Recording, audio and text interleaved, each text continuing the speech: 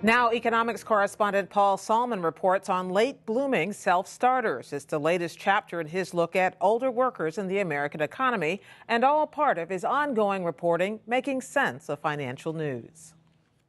Look at this nice, tight stomach with the abs that you could grate cheese on. At age 55, Judy Henderson Townsend is working with a much younger crowd. It's like living in the land of Dorian Gray here. Nobody ever ages. After a career spent working with more than a few stiffs in the corporate world, says Townsend, she started Mannequin Madness. I sell mannequins, I rent mannequins, I repair mannequins, I blog about mannequins. Here in our warehouse, we recycle them for the stores for free, and then we resell them or rent them to other people. So you mean all those good-looking folk back there were going to be dumped? Those were going to be tossed into the landfill because the store didn't need them anymore. They're just maybe a few years old, but structurally, nothing is wrong with them. It's like having a pre-owned Lexus. And we're going with this girl. Townsend thinks she's modeling a trend, the rise of the mature entrepreneur. And indeed, since 1996, the share of business owners aged 55 to 64 has grown by more than 9%. And whereas just 1/10 of the total U.S. workforce is self-employed, you look at workers in their mid-50s, it's 15%. You look at workers 65, 66, 67, 68, you're up at 25%. University of Southern California economist Julie Zissimopoulos has studied oldish entrepreneurs. They're more educated, they have higher income and wealth, they are more willing to take on risks, they've had lots of on-the-job training, lots of workforce experience. They can bring all of this into the development of a new business or a new service. Townsend's penchant for dummies began as a hobby. She looked on Craigslist for a mannequin to put in her garden, ended up buying 50 of them, and started renting them out as a side gig. Soon her unlikely business was booming. So the longtime sales executive decided to give full-time self-employment a try. I think being the age I am is an advantage. Number one, I would have never had the confidence to step out on such a crazy venture like this in my youth. And also because I bring a lot of my previous experience. It's just about marketing and sales, right? I just happen to have a kind of an unusual product. It's taken plenty of legwork, but Mannequin Madness now sells or rents more than 200,000 bodies and limbs annually, and is an environmental leader, recycling 100,000 pounds of non-flesh a year. One key to growth, marketing the mannequins online, with help from consultant Cynthia Mackey. What I like to recommend is know where your audience is and what do they like to do online. So with you, Pinterest has been wildly successful. Now, you might expect the social media guru to be on the young side, but Mackey too is in her 50s, as is the target audience for her business. Baby Boomer Business Owner Workshops, and they're designed to help those who are non-technical or feel overwhelmed by tech to do their jobs better online. Cynthia Mackey is capitalizing on the late bloomer self-employment boom. Self-employed herself, she knows the draw.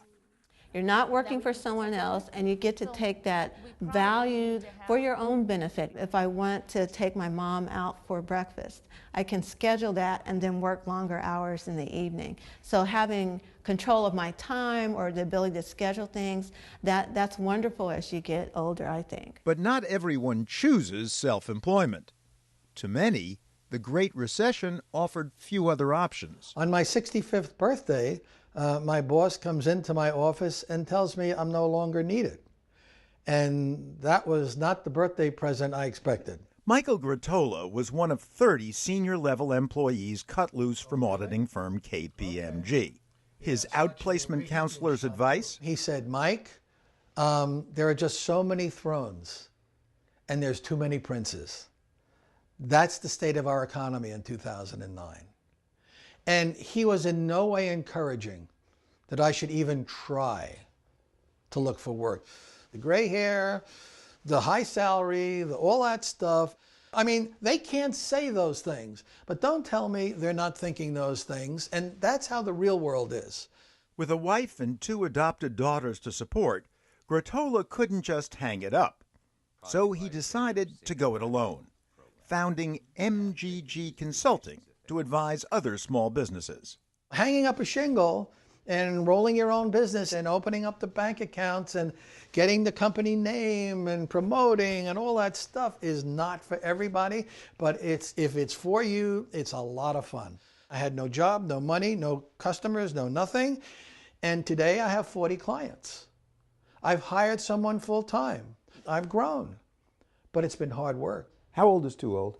I think I can do this till 80 or 90, all right? And the reality is, I don't think you can think in terms of too old. It's how you feel, it's how much fire you have, and if you're smart and you realize you're getting older, well then get in a business where you leverage to younger people.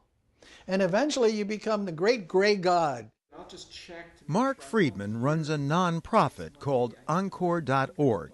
He has long seen entrepreneurship as an answer to the challenges posed by the mass of ripening boomers approaching traditional retirement age. As a society, we need to take the full productive potential of this population and use it in ways that will help everybody benefit, especially as the demographics change.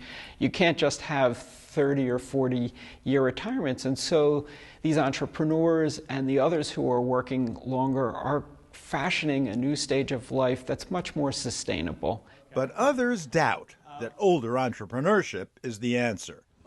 I find that people fundamentally stop trying new things after the age of 30. Silicon Valley venture capitalist Vinod Khosla. After 45, people basically die. Khosla was being provocative. Says he invests in several firms run by folks over 45.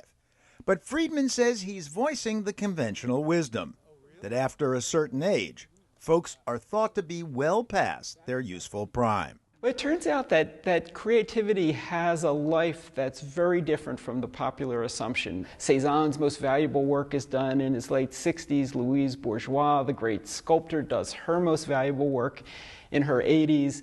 And economists have shown over and over again that there is this late blooming burst of creativity that I think is showing up not just in the arts, but also in entrepreneurship, in social innovation. And I think it raises the question that an older society doesn't necessarily have to be a less innovative one. In fact, one much-cited study showed the average age at which people produce great innovations has risen substantially over the past century. Encore.org was founded to encourage innovation, awarding the annual Purpose Prize to seniors doing social good. They don't set out with a grand notion and identity as entrepreneur.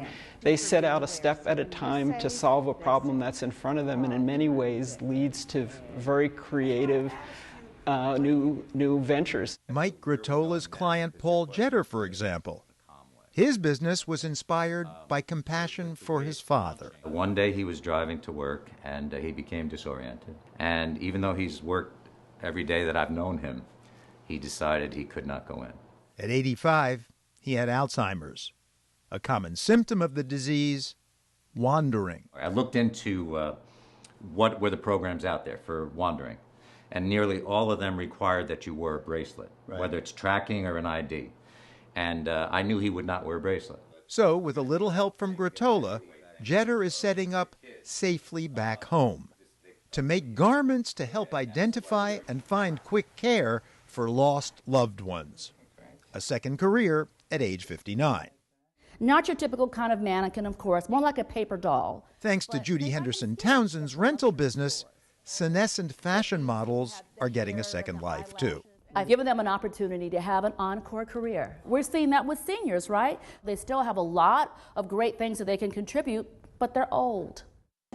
Old, sure, but with vision and a body of work to draw on, not too old to start something startlingly new. My mannequins.